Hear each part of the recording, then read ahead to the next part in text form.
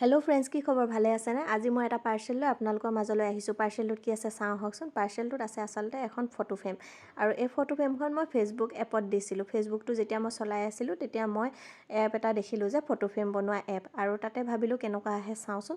তাৰ পাছতে মই ফটোখন খুলিবলৈ ট্ৰাই কৰি আছোঁ। মই খুলিব পৰা নাই, কাৰণ ওপৰত এটা কভাৰ দি দিছিলে। কভাৰটো খুব টানকৈ লগাই দিছে। তাৰপিছতে মই যেতিয়া খুলিব নোৱাৰিলোঁ, মোৰ হাজবেণ্ডক দি দিলোঁ যে তেওঁ খোলক বুলি।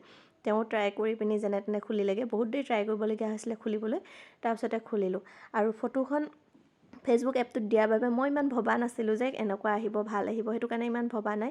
তাৰপাছতে আৰু এটা কথা, ফটোখন মই কেছ অন ডেলিভাৰী দিয়াৰ বাবে আহক নাহক মোৰ সেইটো ইমান টেনশ্যন লৈ থকা নাছিলোঁ। মানে নাহিলেও ইমান আপত্তি নাছিলে, কাৰণ কেছ অন ডেলিভাৰী দিছোঁ।